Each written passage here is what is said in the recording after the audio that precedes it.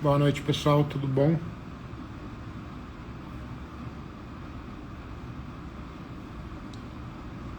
Só esperar mais 2 minutinhos aí para ver quem entra. Eu avisei em cima da hora.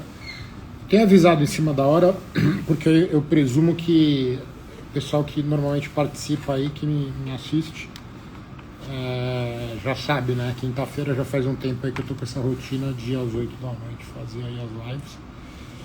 A ideia hoje é... Boa noite, Felipe. A ideia hoje é abrir para Q&A aí. Eu confesso que esses dias eu tô mais enrolado que o mais atarefado que o usual aí. Eu tô com a turma do curso aí, então tem uma série de atividades para fazer. Na verdade não é curso, né? É um programa de formação que está sendo bem bacana. E tô aberto aí a perguntas e respostas, pessoal. E Felipe e... Peraí, só ver o teu nome. E Rafael. Se tiverem algumas dúvidas aí, vão bater um papo, senão eu pego algum assunto aqui para falar.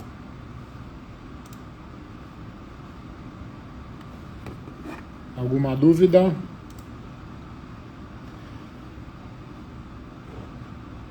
O pessoal é muito quieto, né? Você sabe que normalmente o pessoal com perfil de analista... Boa noite, Alex.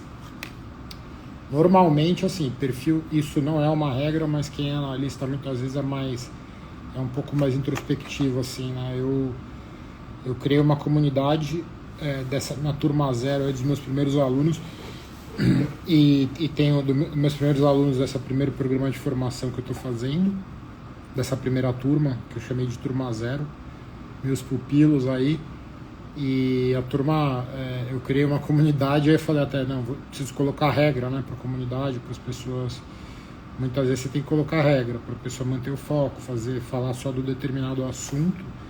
Só que eu não estou tendo esse problema, porque o pessoal não fala muito, fala bem pouco, na verdade, né, quase não, o pessoal não fala muito em público aí. Mas vocês têm alguma dúvida?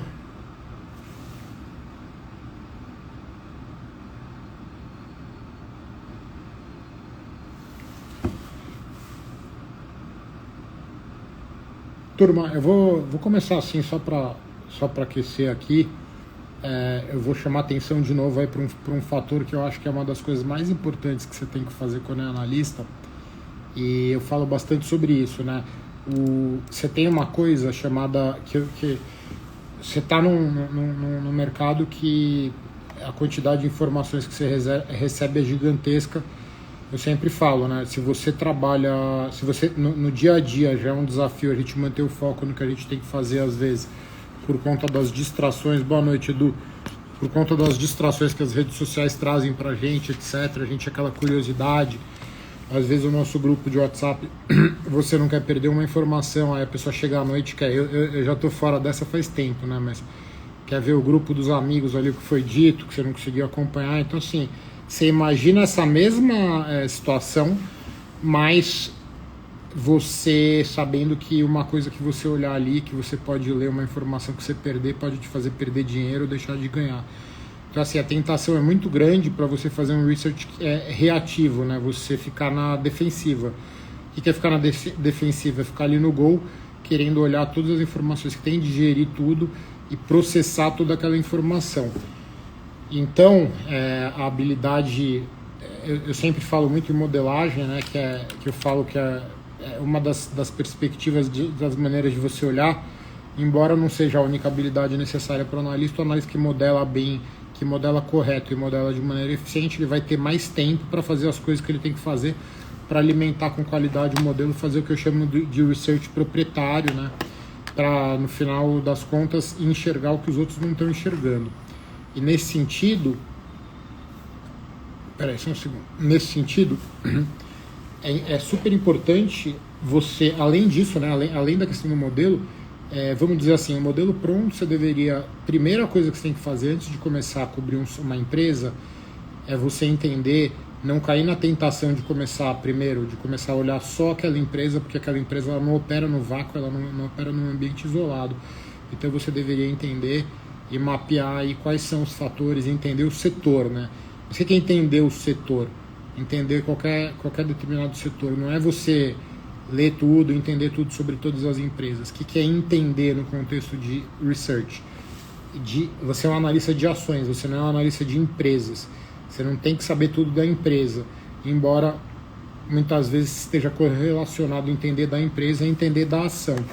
Mas entender da ação ou entender do setor quer dizer o que faz os preços das empresas desse setor, ou o preço da ação específica, o que faz os preços das ações das empresas deste setor ou desta ação se mover.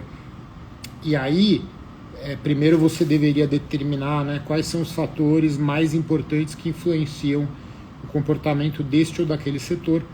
E para fazer isso você tem uma forma, eu já falei sobre isso, hoje não vai ser meu foco principal, mas feito o entendimento do que faz, isso é feito através de entrevistas, de análise histórica de comportamento das métricas da empresa, só que depois que você faz isso, você tem que ir para, vamos dizer, aumentar o zoom, ir para a empresa que você está cobrindo e entender quais são os fatores críticos que fazem aquela ação se movimentar.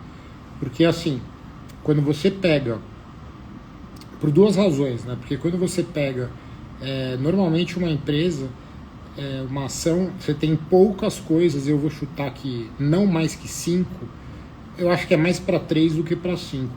Quais são as alavancas e as coisas que você consegue fazer research? Isso é outra coisa importante, que você consegue pesquisar, né?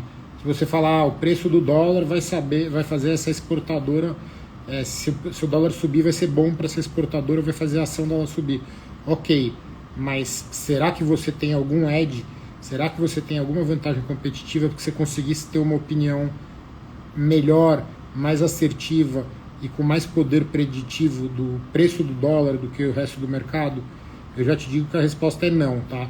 Se você achar que tem, provavelmente você tá enganado.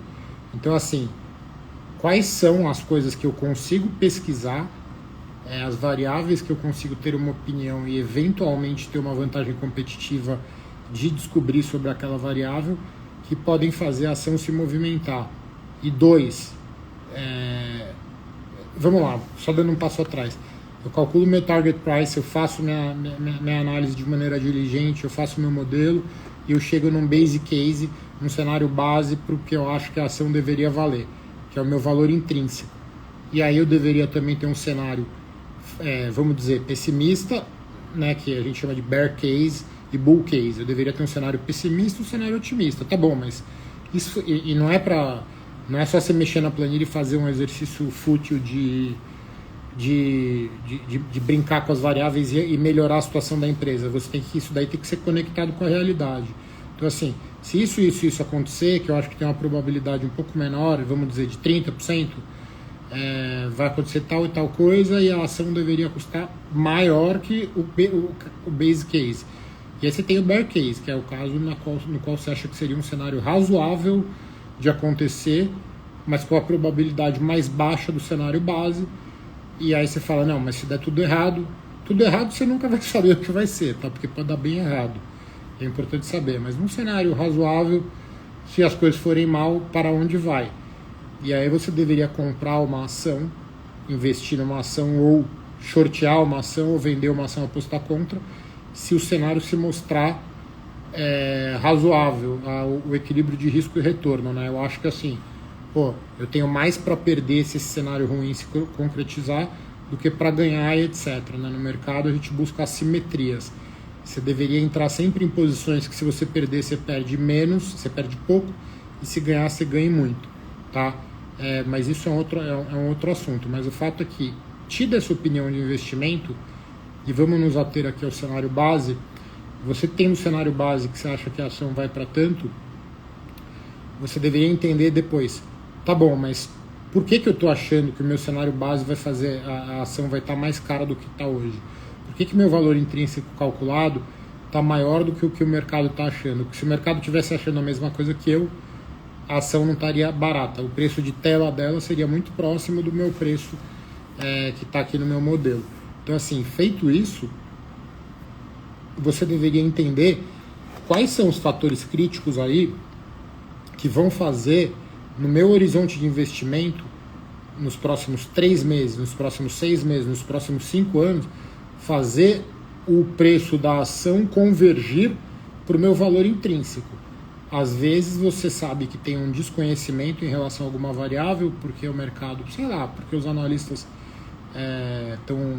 você tem muita empresa nova, muito IPO, algum motivo, o mercado está distraído, e esses momentos deveriam ser mais raros do que frequentes. Sempre que você começa a enxergar muita coisa que os outros não estão vendo com muita frequência, você desconfia que talvez aquela história do poker, né? Que se você não sabe quem é o pato da mesa, provavelmente o pato é você. Mas assim, você vai tentar entender o que é o fator crítico, que é algo que pode fazer a ação se mover, a alavanca. Isso, na minha concepção, aqui uma definição que eu estou dando aqui, essa variável deveria ser... você deveria conseguir fazer research dela, né? Eu consigo estudar essa variável através de alguma fonte de dados alternativa, de alguma fonte de informação de conversa, etc., de executivos para entrevistar, ou qualquer coisa que seja, que eu vou conseguir descobrir algo, ou é uma coisa igual ao dólar, que é quase que impossível saber o que vai acontecer com o dólar, e com certeza eu sei muito menos do que a tesouraria do Banco Itaú, por exemplo. Sei lá, tô falando aqui, tá? Porque a tesouraria de um banco tem muito mais informação do que um analista de equities de uma casa independente, por exemplo. E aí, por fim, eu deveria saber, eu já falo direto isso, tá? Que você deveria saber também qual que é a sua hipótese, em qual o evento que vai acontecer que vai fazer com que o mercado se dê conta daquilo que você está enxergando, né? Muitas vezes você tem um evento aí, um Investor Day, né, que as áreas de relações com investidores das empresas listadas fazem. Você vai ter uma reunião de analistas que os analistas vão visitar uma operação igual teve, sei lá, antes da fusão com a Arezzo. Uma coisa super importante ainda deve ser para a empresa combinada, era o case de reestruturação da Hering pela Soma, né, que a Soma fez um business combination com a Hering. E aí uma coisa super importante era um elemento ali, como está sendo o turnaround, como está sendo esse retrofit aí que a turma da Soma estava fazendo na Hering, né?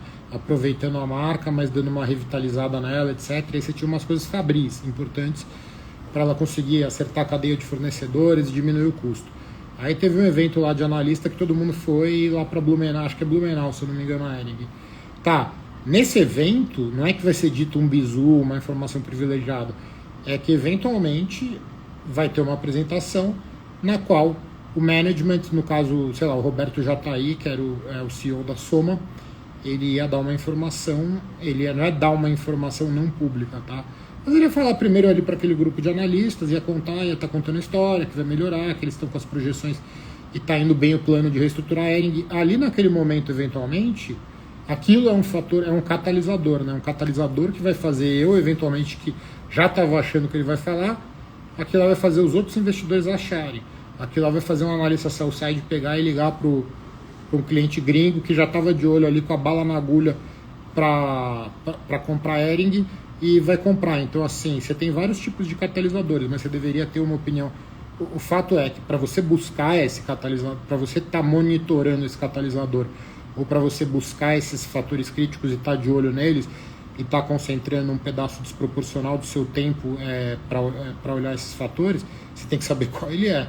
E para isso você tem que fazer um trabalho prévio de investigação do que são os fatores críticos, né? Isso, num mundo super simples, e no mundo simplificado, como você faria isso?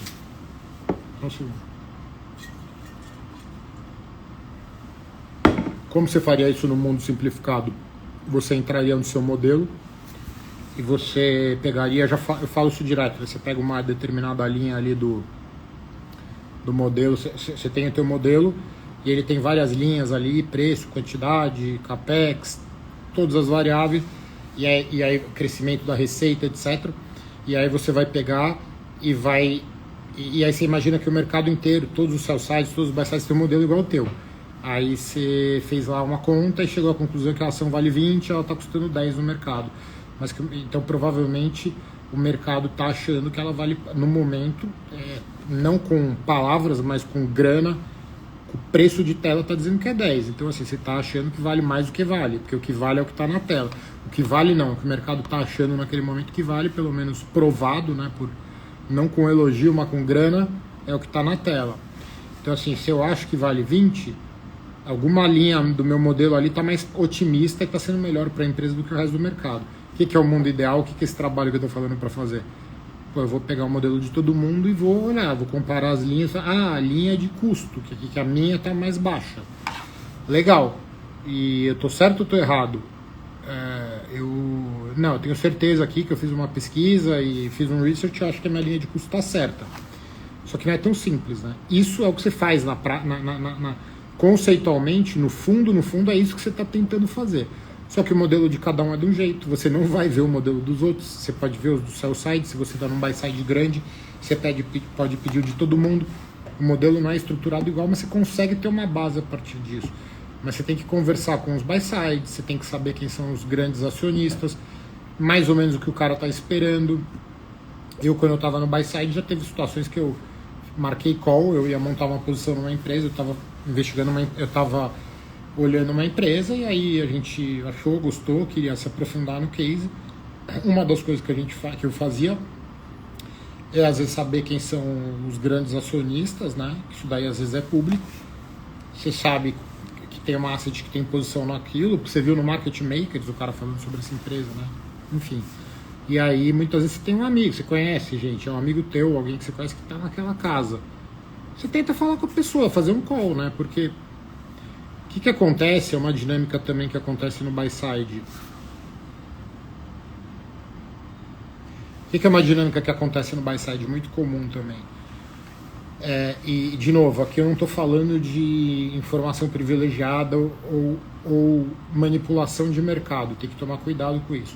Mas, se eu tenho uma gestora e eu faço conta, enxergo o que os outros não estão vendo e compro, eu sou uma gestora relevante, tal, monto uma posição grande numa determinada ação, eu tenho o direito, porque eu estou fazendo o meu trabalho de research corretamente, diligentemente, eticamente, eu tenho o direito de comprar, eu tenho direito não, eu devo isso para o meu cotista, para o investidor no fundo que eu trabalho, no meu fundo, eu devo o dever fiduciário para fazer um research, comprar aquela ação e não ficar contando para os outros. Depois que eu comprei, também não é crime. O analista buy side, o trabalho dele não é igual ao sell side, de soltar relatório para o mercado. Mas eu posso pegar e começar a falar com o pessoal, e até quando eu estiver num call com o sell side, falar: o sell side, eu acho que está errado aqui. Eu acho que está errado aqui esse seu número. Os meus números são diferentes, porque você não olhou isso, isso e isso. Aí vai lá o sell side, eventualmente vai fazer o research e vai chegar numa conclusão e vai aumentar o target. Aí ele vai falar para todo mundo no relatório dele, e se ele for um sell side relevante, a ação vai subir. Prestem atenção. Então, quando eu sou o sell side, aí eu estou falando de um outro assunto aqui, mas que é correlacionado a esse. Eu tenho que saber que se eu sou um sell side e me liga um cliente grande meu, logo é um cliente importante para mim, que é no final do dia quem paga o leite das crianças, quem deixa a corretagem na minha corretora, é o que eu falo do conflito de interesse. Ele está me falando isso às vezes para me manipular, o buy side falando com o sell side, porque ele quer que ele tenha uma posição naquela ação, então ele tem todo o viés de que eu mude a minha recomendação às vezes para compra. O meu trabalho não pode ser baseado no que ele falou, mas se ele fala que tal número meu está errado, eu posso fazer meu research baseado naquilo e eventualmente minha conclusão vai mudar. Então notem como você tem que entender toda a dinâmica, a psicologia do mercado e a interação entre as empresas para tomar uma decisão de investimento, certo? Então assim, eu falo que o modelo é fundamental, mas o modelo é o ponto de partida para você depois começar a comparar as coisas e entender mais. Você nunca faz um modelo, faz um valuation e compra uma ação. Especialmente porque quando você faz uma conta e tem uma disparidade gigante entre o valor intrínseco que você calculou e o preço de mercado, isso daí na verdade é uma variável que você recebe dizendo, pô, humildemente, será que eu tô maluco? Será que eu errei? Vou olhar mais. Tá muito barato. Aí você faz research, fala com mais gente e tal, até o momento que você vai ter uma convicção forte. E aí imagina aqui, para simplificar, que eu não sou só analista, eu sou portfólio manager também. Eu vou lá e compro, carrego a mão naquela ação e monto uma posição grande. Eu vou sofrer eventualmente. Por quê? Porque eu tô com uma convicção forte, só que minha convicção não pode ser uma coisa de lunático que eu me apaixono pela minha ideia. E eventualmente eu vou comprar essa ação que eu dei o exemplo de R$10 e ela vai cair para 5. Pô, se ela cai para 5 eu tenho que comprar mais. Só que primeiro que na prática não é assim, às vezes você não tem caixa no fundo, você vai ter que vender outra ação para comprar essa, só que a outra provavelmente às vezes se o mercado tá ruim caiu também. Então é muito mais fácil falar do que fazer, né? Essas decisões aqui sobre as quais eu estou falando. Então, quando cai mais a ação, quando cai a ação, não é simplesmente eu mandar comprar. Isso daí é um lunático, ou um sell side, né? Que não tá botando na reta, ele tá botando, mas ele não tá realmente tomando decisão. Então, se a ação cai, o sell side vai falar, compra, tá barato, né? Não é esse o linguajar, mas ele vai falar, compra, tá barato. O buy side tá com o dele na reta, cara. Se ele comprar barato, então a pergunta é, imagina que o buy side tem caixa para aumentar a posição. Fala, compra mais que tá barato. Um lado dele vai falar, o outro lado vai falar, peraí, será que eu tô maluco? Será que eu sou o único malandrão do mercado? Então, e aí é um outro assunto. Uma característica inerente ao gestor, ao cara que trabalha com gestão de grana, seja o portfólio manager ou o sell side, ele tem que ter uma combinação muito difícil, que é uma combinação de humildade e de independência e ousadia. Porque se ele, no caso aqui, a ação caiu para 5, ele vai lá, não, eu sou bambam, tenho convicção, eu vou comprar mais. Cara, imagina você com o seu dinheiro na física, operando o seu dinheiro, esquece que o emprego de equity research. O negócio vai te fazer mal, o negócio te deixa nervoso, você não dorme, etc. Se aumentar a posição. Então esse aumento de estresse que vem por uma dissonância de informação entre o preço de tela e o que você está achando aí no mundo da tua planilha, ele gera estresse, ele não é uma coisa que... E ele deveria gerar estresse, e esse estresse ele tem que trigar, ele tem que ser o gatilho para você investigar mais e olhar, tô maluco, tô convicto. Então o trabalho do research no mundo real e do gestor, e assim, do outro lado, se caiu para 5 a ação, não é só você comprar. Seu cotista às vezes vai falar, eu vou sair fora desse fundo aí, só toma pau, só cai. Então assim, é um trabalho inerentemente estressante, mas não é um estresse no sentido de eu não estou aqui jogando contra o que eu falo aqui para vocês, que é uma profissão incrível, mas é um negócio que você tem que aprender a gerenciar o seu estresse, você tem que aprender a usar essa informação no mercado, esse risco que você toma, esse estresse que você gera para você aumentar o seu research, ficar cada vez mais diligente, e você tem que ter paz de espírito também, certo? E aí tem uma outra coisa aqui também sobre isso, que tem uma definição que eu não lembro de quem que é essa definição, exatamente a frase, mas uma das maneiras de você mensurar a capacidade intelectual de uma pessoa é através da capacidade dessa pessoa de viver com a dúvida. Essa é a definição perfeita de um gestor, certo?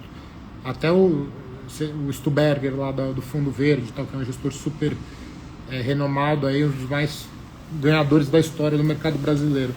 Pô, a cabeça do cara tá o tempo inteiro fritando ali um computador e o cara tá o tempo inteiro reacessando as informações novas na cabeça dele, e isso é uma coisa dinâmica que muda de dia para noite. Então assim, você tem que ter uma mistura de humildade e convicção e firmeza, e você tem que estar o tempo inteiro reavaliando a sua hipótese e a sua tese. Por isso, inclusive, que eu falo para o pessoal, quando falam muito em sampling, né, para ter um sampling, um modelo, você ter um case que você usa vamos dizer, de sample, né, do seu portfólio como analista, portfólio de trabalho. Você fala assim, você vai numa entrevista, nunca trabalhou com isso, e tem lá uma análise que você fez. Essa análise, na minha concepção, não tem que ser estática, tem que ser dinâmica. Porque se eu tenho uma entrevista, se o garotão tem uma entrevista marcada para daqui a 2 dias, aí muda completamente o mercado, ele vai chegar na entrevista e vai falar, olha, aqui está meu PowerPoint, eu acho isso. cara vai falar, o cara não tem maturidade, não entendeu nada. Por isso que eu falo, se você quer ser analista e nunca foi, você tem que ser analista antes de conseguir emprego como analista, entendeu? É isso. E perguntas, deixa eu ver aqui, 0 perguntas hoje, hein? Alguém pode fazer uma pergunta aí pra mim, por favor? Senão eu vou continuar falando.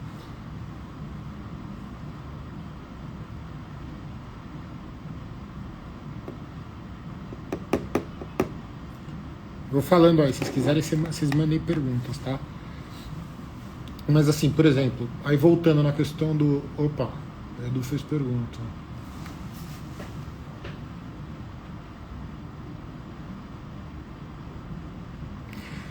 O Edu, você quer ser meu... Edu Porto aqui, ó. O Edu Porto. Edu, você tá... justamente, a minha ideia é essa, assim, é ajudar você a ser efetivado no fim do ano que vem. E até voltando, que eu sempre falo, e aí eu já falo sua pergunta para a turma aqui, para quem não leu, e aí eu te falo um pouco sobre isso. Mas assim, se quiser falar, assim, você está em banco gringo, banco local, enfim, não precisa falar, tá? Mas se quiser... Mas assim, o que eu já falei algumas vezes, assim... O que acontece, tá? Eu já vivi isso. Eu vou procurar evitar agora ficar falando tanto nome de lugares, etc, porque sabe como é que é o ser humano, né? Às vezes a pessoa, você elogia, a pessoa não gosta que você falou dela. Mas assim, eu já tive gestoras que eu já trabalhei no buy side, já teve casos que o banco hoje, talvez o que vocês mais querem trabalhar provavelmente no seu side. Você pega, às vezes ele contrata um monte de moleque e assim, quando você é uma empresa que todo mundo quer trabalhar, você talvez faça o seguinte, você vai pagar a pessoa em placa, né? A pessoa quer estar lá na minha empresa, eu sou uma asset que todo mundo quer estar. Cara, os estagiários, talvez eu pague um salário pior um pouco, se bem que não vai fazer diferença nenhuma para uma gestora grande, tá? Mas assim, eu vou pagar o estagiário não tão bem, porque ele tá babando, ele quer estar aqui. E aí eu contrato 20 estagiários, eu estou olhando o trabalho deles, e aí no final do ano, se eu vejo que o ano de 2025 vai ser bom, eu efetivo 10 estagiários. Se eu vejo que o mercado vai ser um horror e eu vou ter que mandar a gente embora, eu efetivo só os caras que brilharem. Por isso que a pergunta do Edu aqui, já respondo, o Antônio também fez uma pergunta. Eu acho que o estagiário, ele tem que ir bem pra caramba para ele estar entre esses caras que, mesmo que o banco ache que o ano que vem vai ser ruim, e já digo para vocês aí, que tava falando com um amigo meu ontem que trabalha no mercado do mercado também, tá numa casa bem grande aí, numa das maiores. Pô, cara, o mercado tá preocupado com 2026, né? Porque 2025, infelizmente, aí o pessoal não tá muito otimista, né, para 2025. Mas vamos supor que ano que vem o cara acha que o mercado 2025 vai ser ruim. Pô, se o Edu aqui que tá me perguntando isso, ele for bom e se destacar, o mercado, tudo bem, 2025 não vai ser bom, mas e 26? Então, assim, quem não quer formar um cara brilhante e deixar ele lá dentro, né? Então, assim, não precisa ser brilhante, enfim, que trabalha bem e que é bom. Você quer banco, mercado financeiro, você quer ter um time só de cara bom. Você não quer ter muita gente. Só que o mercado às vezes precisa de muita gente, estagiário, começa no seu side. O Edu aí talvez possa compartilhar com a gente, mas deve estar ajudando a carregar o piano. Aí não é. Trabalho tem que fazer bastante coisa, tem que ajudar e tem que ser duro e suportar o que o teu analista sênior está te falando para fazer. Aí assim, o Edu está perguntando qual é a sobrecarga de informação, como lidar com a sobrecarga de informação e entender o que realmente importa como driver de uma tese. Começou como estagiário no seu site e quer melhorar, tá vendo? Tem que querer melhorar e querer garantir a vaga. E quer ser efetivado no fim do ano que vem. Vamos lá. Primeira coisa, não é o que você perguntou, mas assim, eu falo sempre. E eu falo sempre porque, inclusive, eu não era bom nisso quando eu era mais novo. Eu sou meio...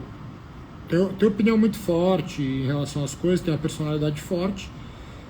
E se eu chegar num lugar e eu quero fazer uma coisa de um jeito e vem um chefe e me manda para fazer de outro, eu provavelmente vou querer fazer do meu jeito. E às vezes isso vai me dar problema, vai gerar estresse, entendeu? Teve vezes que eu ganhei as batalhas, que eu consegui convencer, Mas o que eu falo, Edu? Primeira coisa, faz o que o cara manda. Às vezes o cara é fraco, embora se o cara é um analista sênior aí com quem você deve estar trabalhando no seu site, algum mérito ele tem mais experiência que você, então escuta o cara. Só que às vezes ele é um cara que vai te transmitir alguma coisa, mas não é tão bom assim. Não é um cara que você deveria mirar para quando você tiver com a senioridade dele tá igual.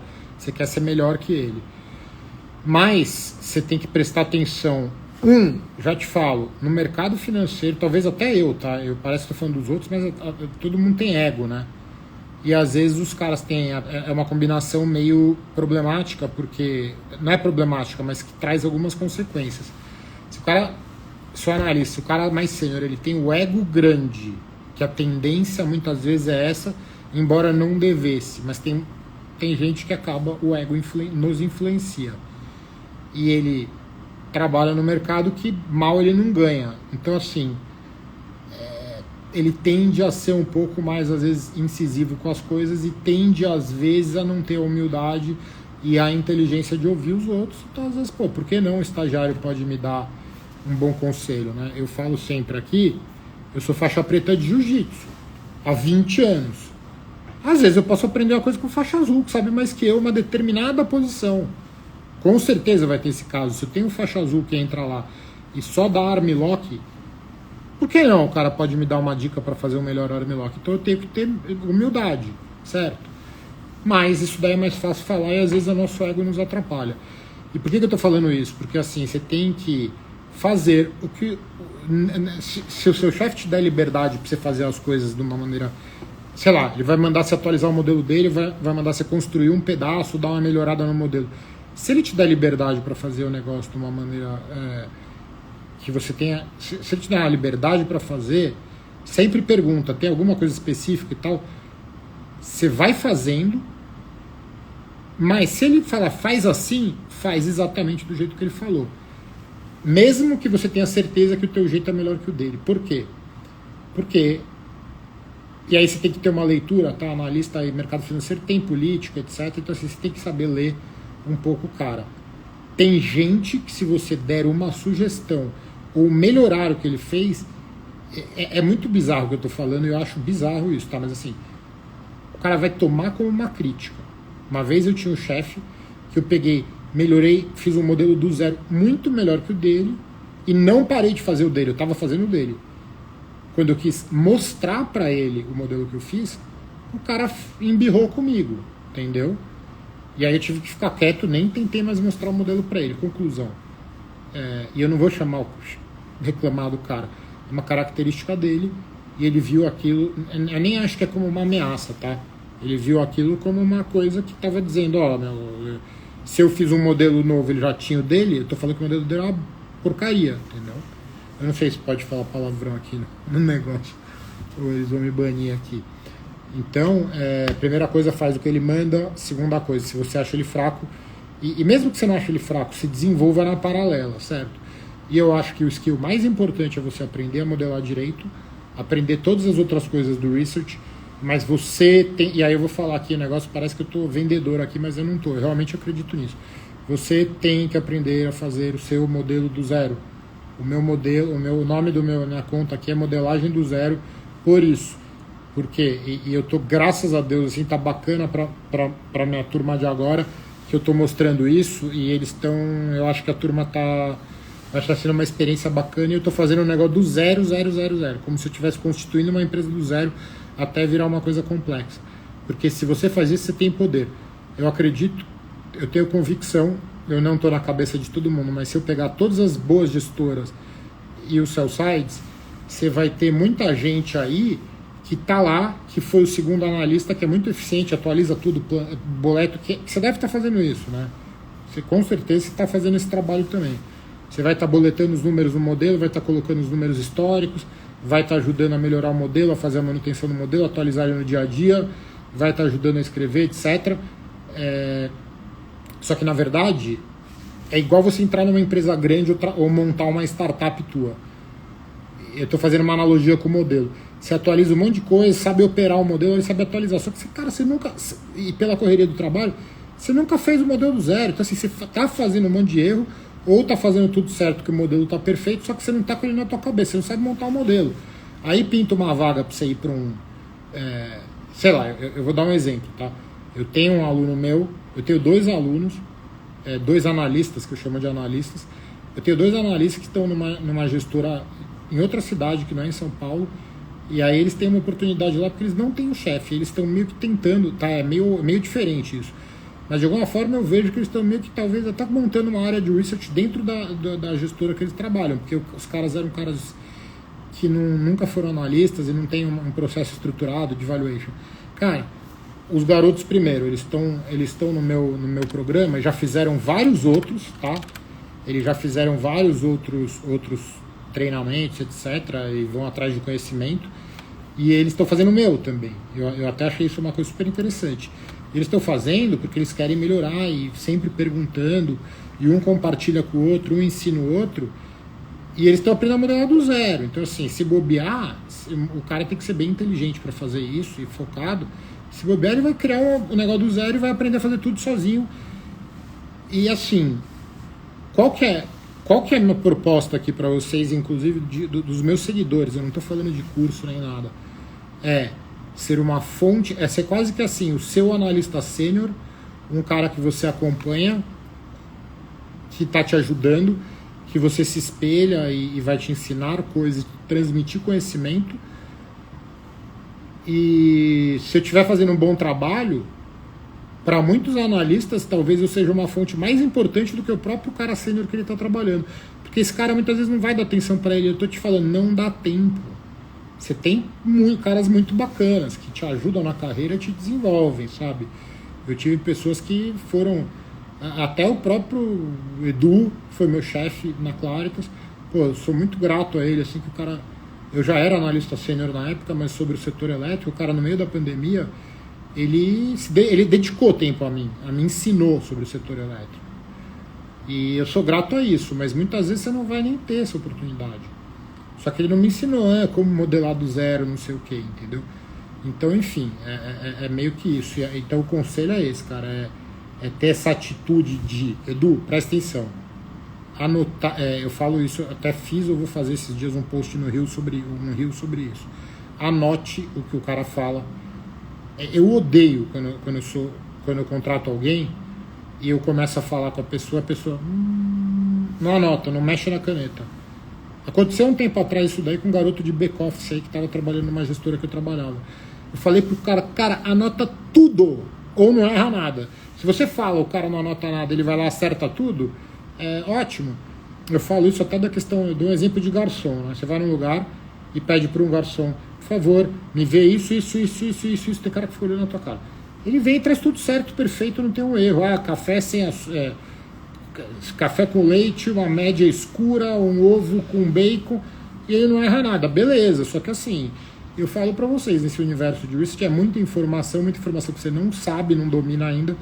Então provavelmente você deveria anotar o que o cara fala, entendeu? E outra coisa também, outro conselho, isso é um outro conselho diferente aqui que eu vou fazer. Eu acho que isso aqui vai virar até um corte, né? Porque uma coisa que acontece é o seguinte, isso daí, e eu falo muitas vezes de erros e de posturas que eu tinha que depois eu fui melhorando. Você tá aí no banco gringo aí, não sei que banco que você tá, você respondeu.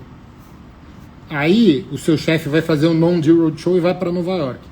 E te deixa a missão de atualizar um modelo que está desatualizado há 3 trimestres, que acontece isso no seu site. Fala, atualiza tudo isso aqui, bababá, e quando eu voltar eu quero olhar. Se possível,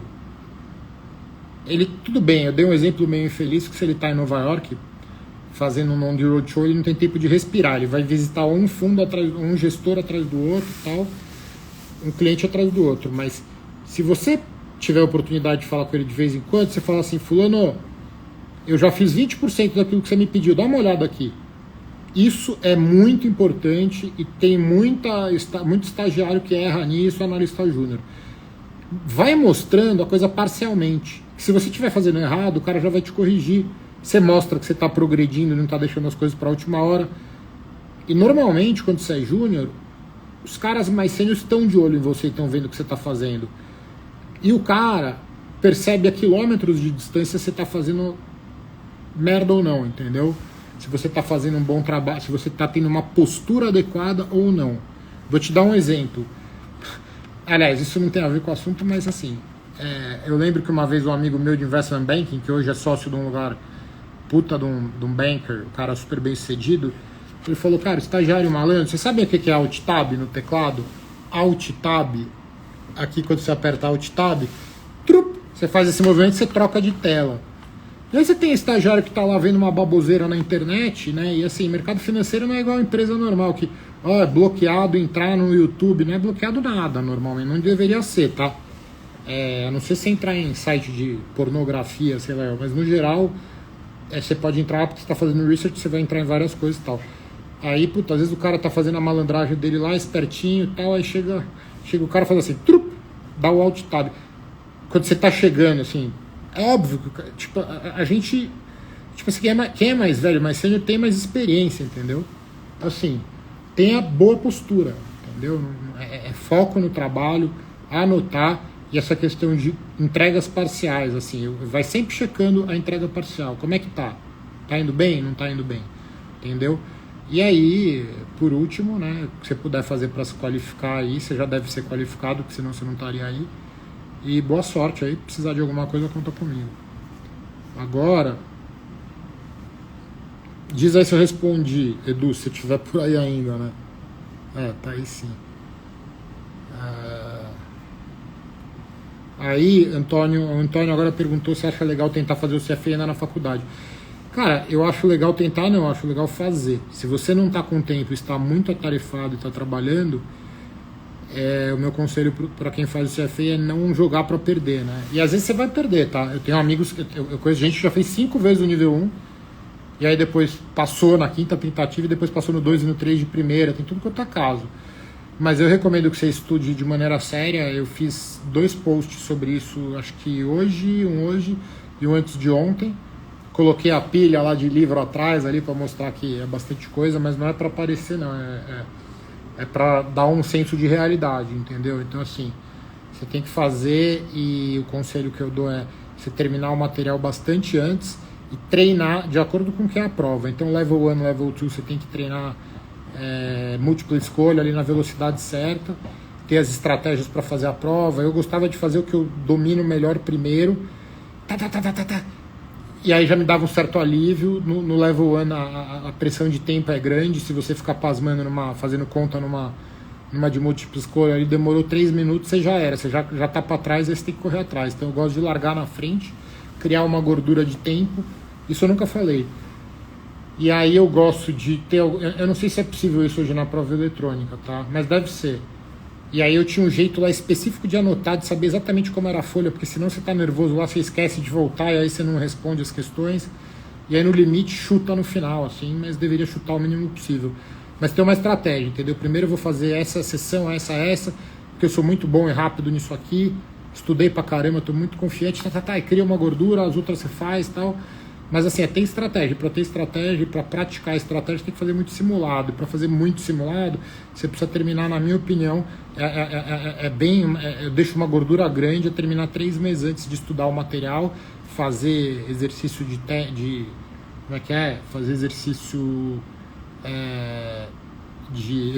de fixação, tal, de entendimento, mas aí deixa fazer pelo menos 6 simulados ou 3 simulados, esqueci agora, inteiros, assim. 3 horas de manhã, simula o almoço, 3 horas à tarde, sem interromper, sem entrar no Instagram, então nem se fala.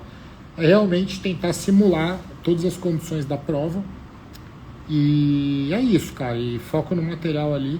Mas você não perguntou isso, né? Você perguntou se acha legal fazer. Claro que eu acho legal, acho que tem que fazer. Eu não fiz o level, eu fiz o level 2 2 vezes, na época eu acabei não passando porque eu estava estressado, não sei o que lá, cheio de desculpa, mas o fato é que eu estudei o material e eu acho que agrega bastante, tá? Mas eu acho que aprender a fazer o trabalho de analista agrega mais ainda. Mas para quem está na faculdade ainda tem tempo, normalmente você não deve ser casado, ter filho, etc. Então acelera e faz isso logo, entendeu?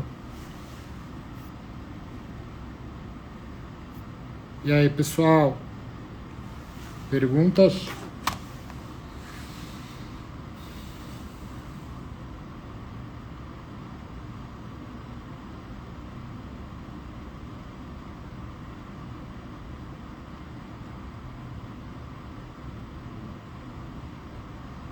Valeu, Antônio.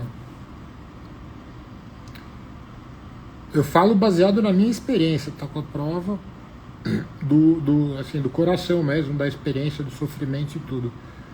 Então acho que quando você for fazer, entenda que, por exemplo, eu não viajava no carnaval, eu ia fazer a prova em junho, esquece o carnaval, ficava o carnaval inteiro estudando. Tem poucas pessoas que são muito rápidas.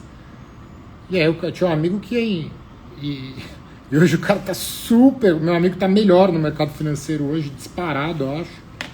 Pô, o cara ia na rave no sábado e no domingo estudava e passou no 1, 2 e 3 um atrás do outro, entendeu? O cara é ligeiraço. Então, bancão gringo. Esse termo bancão gringo, quem inventou aí foi até, acho que alguém aí, não sei. Banco gringo é bom, né, cara? Bancão gringo eu chamaria de um HSBC da vida, né, que antigamente, mas o que eu vejo assim, né? Até uma terminologia aqui para vocês. Existe um termo, né, o linguajar de investment banking. Eu não sei se ainda é usada essa expressão, mas você falava, eu trabalho num bulge bracket investment bank. Era uma gíria que era usada para falar quando você trabalhava nos bancos top ali de Wall Street. Alguns deles deixaram de existir aí depois da crise de 2008, né? E outros foram comprados, por exemplo, Merrill Lynch, que era puta top. Merrill foi comprada. Pois é, então não é um bancão, é o lugar mais. Assim, eu não estou avaliando, tá? Às vezes o bancão é top, tem nome, mas o research está meio capenga no Brasil. Acredito que não. Mas, porra, cara, é o banco mais moral que tem, né? É Goldman Sachs, entendeu? Mas assim, antigamente, o que é bulge bracket? É Goldman, Merrill Lynch, que foi comprada, que hoje é Bank of America. Aí você tem a Bear Stearns, que quebrou lá, destruiu lá o mundo em 2008. Você tinha o Lehman Brothers também, Credit Suisse, que aí virou Credit Suisse First Boston, depois comprou o Banco Garantia no Brasil. E hoje é só o CS, só Credit Suisse, tem o JP Morgan, Morgan Stanley, Antônio Machado. Ué, peraí.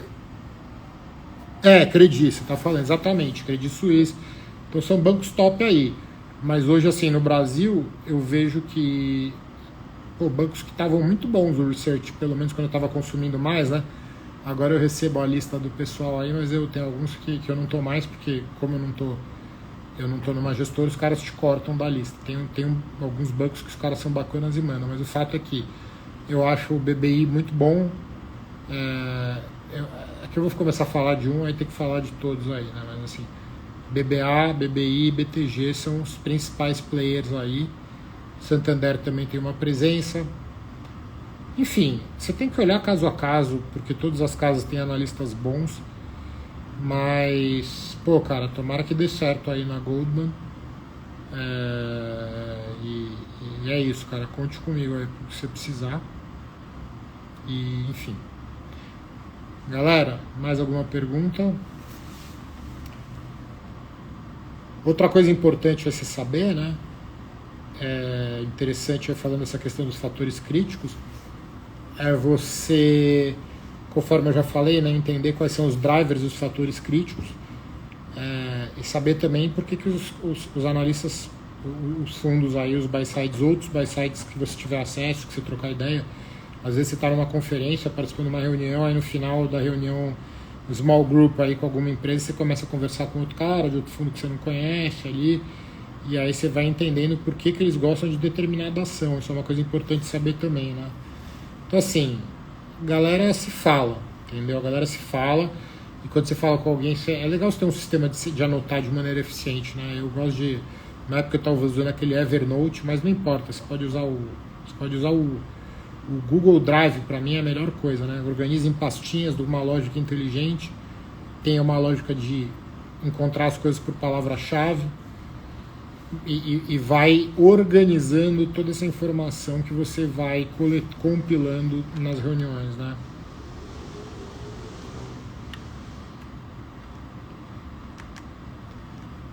E é isso, pessoal. Por hoje aí. Se vocês tiverem mais alguma coisa para falar, eu tenho várias coisas para falar sobre fatores críticos e tal, mas aí às vezes eu vou soltando umas coisas.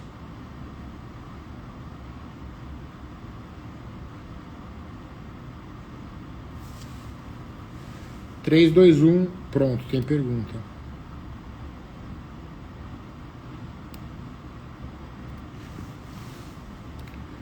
O Edu fez uma boa pergunta aqui, uma pergunta interessante. Edu, ele perguntou qual que é o nível de estresse do buy-side e, enfim, que ele tem a aspiração de se tornar portfólio manager um dia e queria saber quais são as principais características. Cara, falando de uma maneira high level, assim, né, eu acho que o estresse é inerente. Se você falar assim, não, é igual uma vez alguém me falou de surfar no Havaí, né? Assim, o cara que... Eu já surfei quando era mais novo, hoje em dia, uma vez por ano, quando eu vou pra praia, eu surfo, mas assim, o cara que é surfista e vai pra Havaí é o sonho de todo mundo, né? Surfista profissional. Fazendo analogia, tá? Cara, é um ambiente tenso. Não adianta você achar que você vai estar lá relaxado. Você vai estar focado, relaxado, mas focado. Mas o ambiente é tenso. Você pode morrer se você entrar na onda errada e bater a cabeça. Então, assim, é igual o portfólio management, entendeu? Tipo, não é pra você estar relaxado. É um trabalho que você tem que gerenciar o seu estresse. E aí, até falando coisas que, do meu viés, eu já até fiz uma live sobre isso. E assim, de alguma maneira, eu nunca fui portfólio manager, mas eu já fui analista e trader ao mesmo tempo, participando ali do negócio. É um negócio que você tá ali, o analista, ele tá, mesmo que ele sente do lado do portfólio manager, se ele não tá operando, ele tá ali com a cabeça mais focada no modelo dele, então tem o estresse, seu bônus é impactado até o teu emprego pela performance do fundo, etc. Só que é diferente. Quando você é portfólio manager, cara, o peso tá nas tuas costas, as decisões são suas.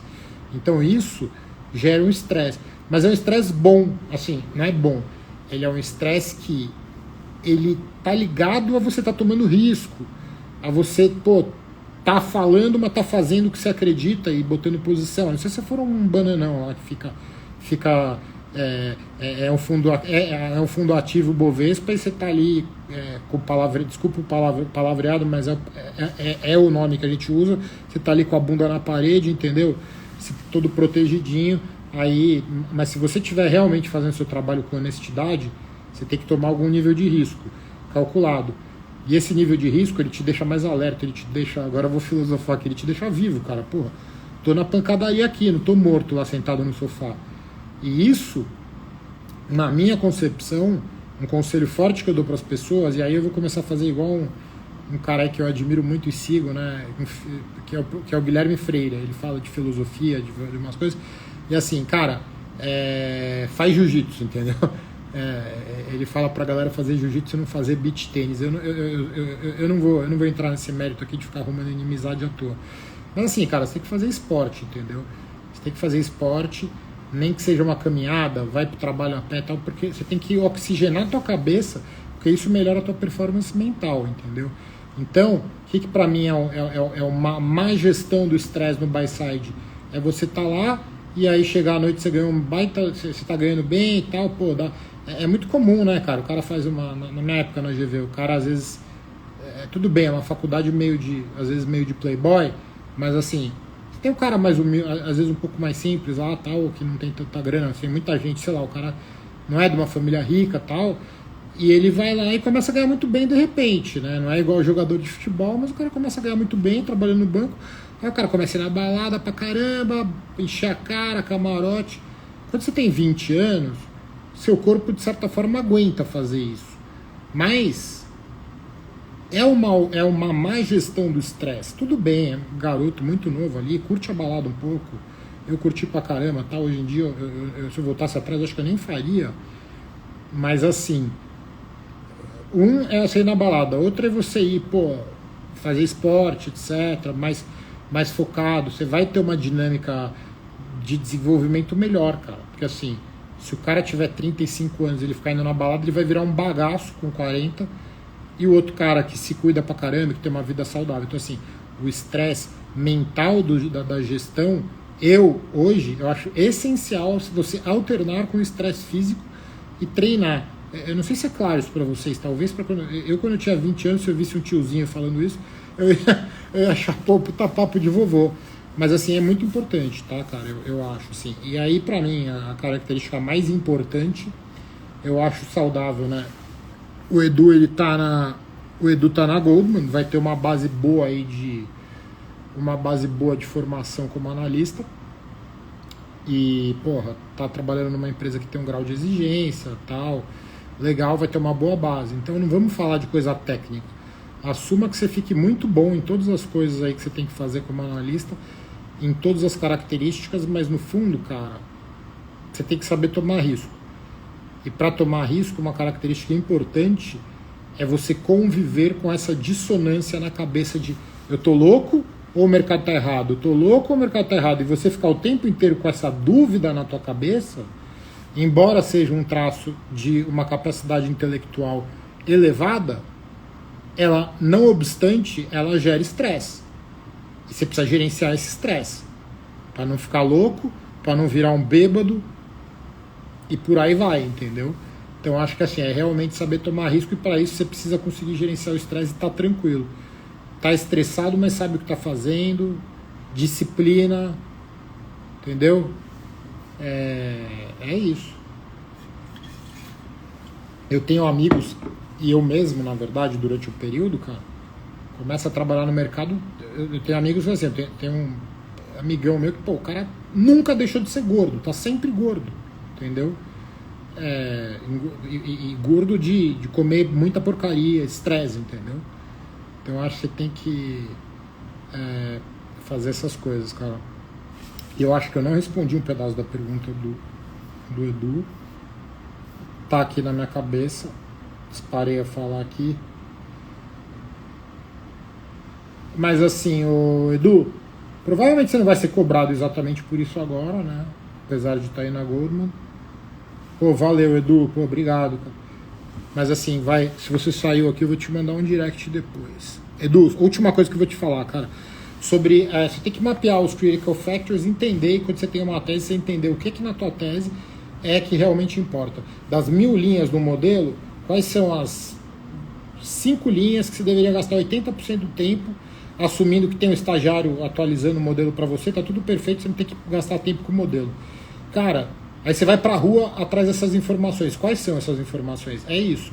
E para isso tem todo um trabalho que você tem que fazer, de conversar com quem tem o papel, com quem já cobriu o papel no passado, ler notícia, fazer a análise de múltiplo, como é que variou o múltiplo forward ao longo do tempo, o que fez o múltiplo mudar em relação ao índice e etc. Entendeu? Tem todo um trabalho para ser feito que eu ainda vou estruturar alguma maneira de passar de maneira didática, não de uma maneira só de falando, mas passando.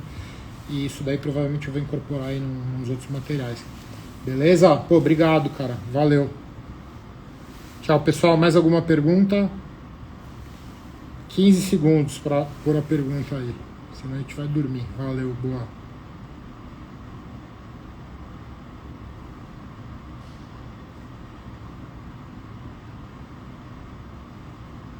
Valeu, Antônio.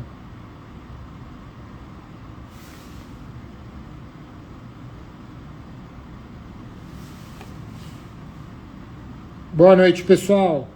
Obrigado pela audiência aí numa quinta-feira à noite. Uma honra. Abraço.